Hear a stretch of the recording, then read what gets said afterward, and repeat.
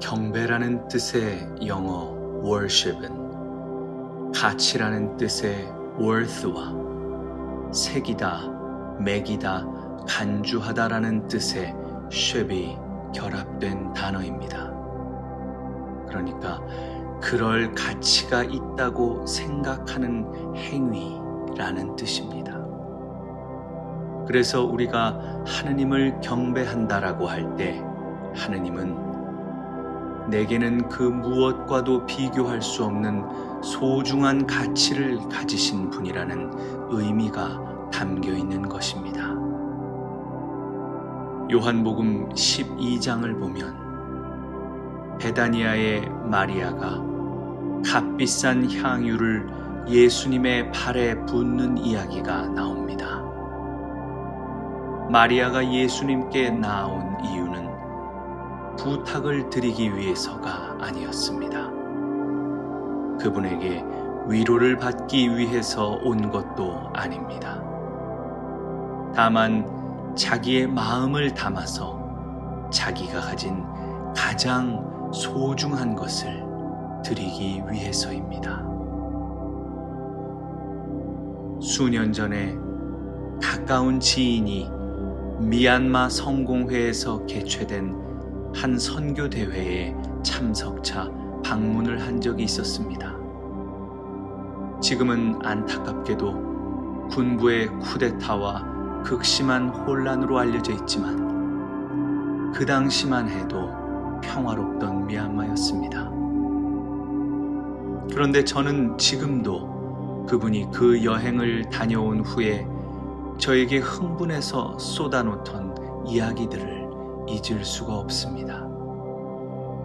이야기의 내용은 그러했습니다. 전국에서 수백 명의 신자들이 선교대회 참석을 위해 며칠씩 걸려서 산을 넘고 강을 건너서 모여왔는데 감사성찬례가 진행되는 과정 속에서 보여지는 신자들의 모습이 너무나도 진지하고 경건하여서 큰 감동을 받았다는 것이었습니다. 총 2시간이 넘게 진행되는 긴 예배 속에서 어른부터 작은 어린아이에 이르기까지 조금도 요동하는 사람도 없이 집중해서 하느님을 찬양하더라는 그 말을 듣고 저 또한 크게 감동을 받았던 기억이 떠오릅니다. 미얀마의 교회는 다른 소위 선진국의 교회들에서는 보기 어려운 놀라운 신앙의 열정과 순수성을 가지고 있었던 것입니다. 당시에도 물론 정치적으로 매우 불안하고 경제적으로는 다른 부유한 국가들의 도움이 필요한 미얀마였지만 제가 보기엔 도리어 영적인 도움을 받아야 하는 쪽은 우리들이라는 생각을 지울 수가 없었습니다. 여러분, 과연 우리에게 있어서 예배는 어떤 의미이며 어느 정도의 가치를 가지고 있습니까? 예수님의 3년 반이라는 전도 사역을 보다 보면 우리는 그 시간 중 대부분이 많은 이들의 병을 치유하시는 데 쓰였음을 발견하게 됩니다. 때때로 주님은 밀려드는 환자들 때문에 복음 전하시는 일을 못하시거나 식사조차 잊으실 정도로 바쁜 일상을 보내셨죠. 마르코복음 1장에서도 베드로의 집에 머무실 때 수많은 병든 자들이 몰려와서 주님을 찾았었습니다. 그런데 바로 그렇게 바쁘고 그렇게 분주한 그 시기에 예수님께서는 새벽 먼동이 트기 전 외딴 곳으로 가시어 홀로 기도하셨다고 성경은 증언하고 있습니다.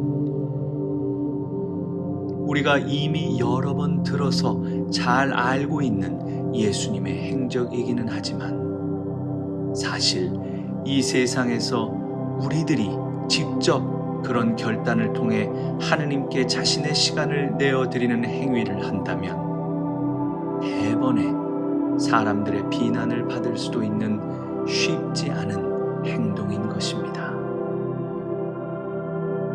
하지만 그럼에도 불구하고 고든 맥도널드는 현대인들은 대개 두 가지 종류의 삶을 산다라고 정의합니다. 하나는 충동적인 삶이고 또 하나는 소명에 의한 삶입니다. 충동적인 삶을 사는 사람들은 그때그때의 상황이나 분위기, 조건에 따라서 사는 사람들입니다. 즉, 환경에 이끌려 다니는 삶이라고 할 수 있습니다. 하지만 소명에 의해 사는 사람들은 준비된 삶을 사는 사람들입니다.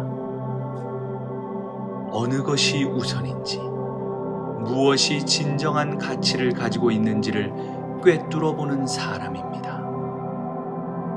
예수님의 모습은 바로 소명에 따라 사는 사람의 모습을 잘 보여주고 있습니다.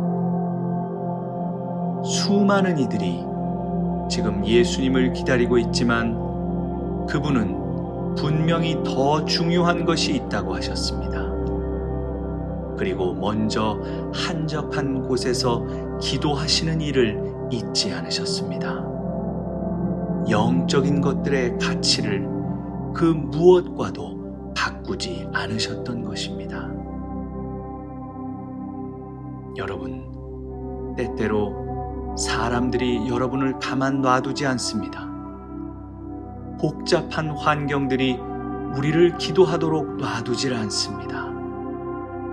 그러나 반드시 기억하셔야 합니다. 우리가 세상에서 하느님의 백성들로 쓰임을 받으려면 먼저 우리는 하늘의 능력으로 충전이 되어야만 합니다. 마르틴 루터는 내가 요즘 점점 바빠지는 것 같다. 그러므로 더 기도해야 되겠다 라고 말했습니다. 여러분, 인생이 더 분주해지십니까? 그럴수록 더욱 더 기도한다라는 단순한 영적 원리를 잊지 않으시는 여러분 되시길 소원합니다. 내가 일하면 그 일은 내 능력밖에 의지할 수 없지만 내가 기도하면 그때부터는 내가 아니라 전능하신 하느님이 직접 일하시는 것입니다. 신앙은 우리 인생의 가장 현명한 선택입니다. 그 선택의 참 기쁨과 풍성한 열매들을 누리시는 저와 여러분들 되시기를 주님의 이름으로 간절히 축원합니다.